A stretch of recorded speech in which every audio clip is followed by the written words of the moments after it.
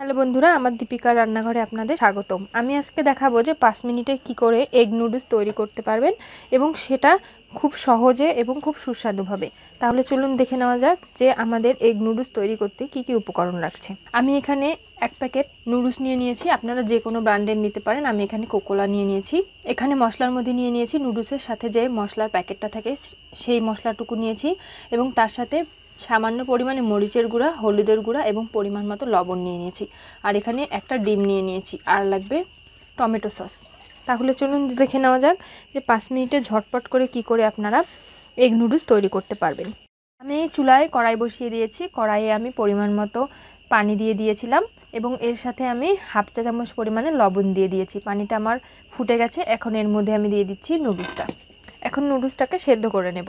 নুডলসটা আমি কোনোভাবে ভাঙিনি, এভাবেই দিয়েছি। আর পানি ফুটন্ত গরম পানিতে দিলে পারে নুডলসটা একদম অনেক ঝরঝরা হয় আর গোটা গোটাই থাকে, ছোট ছোট দানা হয় না, ঝরঝরে হয় এবং ছোট ছোট কোনো নুডলস ভেঙে যায় না। তাই এখন নুডলসটাকে ভালো করে সেদ্ধ করে নিচ্ছি। নুডলসটা আমার সেদ্ধ হয়ে গেছে। এখন একটা ঝুড়ির মধ্যে ঝরা দিয়ে পানি ছাড়িয়ে নিচ্ছি। আমি চুলায় কড়াই বসিয়ে দিয়েছি। কড়াইয়ে পরিমাণ মতো তেল দিয়ে দিয়েছি। এখন আমি এর মধ্যে দিয়ে দিচ্ছি ডিম। ডিমটা কিন্তু ভেজে নেওয়ার আগে ডিমের মধ্যে আমি সামান্য পরিমাণে লবণ দিয়ে দিয়েছি।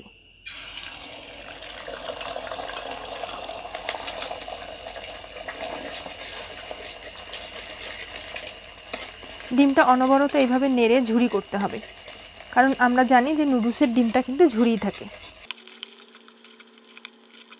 ডিমটাকে এখন খুব ভালো করে ভেজে নিচ্ছি, কারণ ডিমের যে একটা কাঁচা গন্ধ রয়েছে সেই গন্ধটা যাতে না থাকে সেদিকে অবশ্যই করে খেয়াল রাখতে হবে। তা না হলে নুডলসে কিন্তু ডিমের কাঁচা গন্ধটাই থেকে যাবে, এ কারণে নুডলসটা খেতে ভালো লাগবে না। এটা ভেজে নেওয়া হয়ে গেছে। এর মধ্যে আমি দিয়ে দিচ্ছি সেদ্ধ করে রাখা নুডলসগুলো।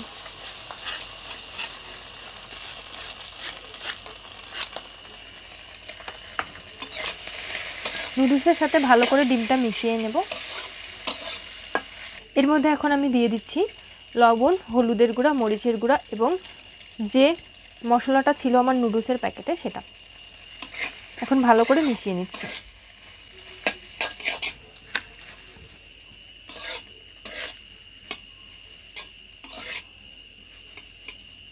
সব মশলাগুলোর সাথে নুডলসটা ভালো করে মিশিয়ে নিয়ে আমি এটাকে ভেজে নেব, কারণ নুডলসের মধ্যে পানি রয়েছে, সেই পানিটা থাকবে না যখন ভাজা হয়ে যাবে।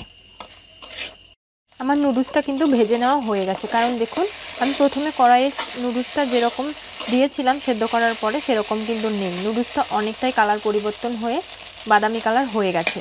এখন এর মধ্যে আমি দিয়ে দেব 1 চা চামচ পরিমাণে টমেটো সস, আর দিয়ে দিচ্ছি হাফ চা চামচ পরিমাণে চিনি। এখন আবারও ভালো করে টমেটো সস এবং চিনির সাথে 1 মিনিট ধরে ভেজে নেব, মিশিয়ে নেব। দেখুন টমেটো সস দেওয়ার কারণে আমার নুডলসটার কালারটাই কিন্তু চেঞ্জ হয়ে গেছে। এবং টমেটো সস নামানোর আগ দিয়ে দিলে এবং এর সাথে যদি চিনি দেওয়া যায় তাহলে কিন্তু এই নুডলসটা খেতে আরও বেশি সুস্বাদু এবং মজাদার হয়। তাহলে আমার নুডলসটা হয়ে গেছে। এখন আমি একটা পাত্রে নামিয়ে আপনাদেরকে দেখিয়ে দিচ্ছি।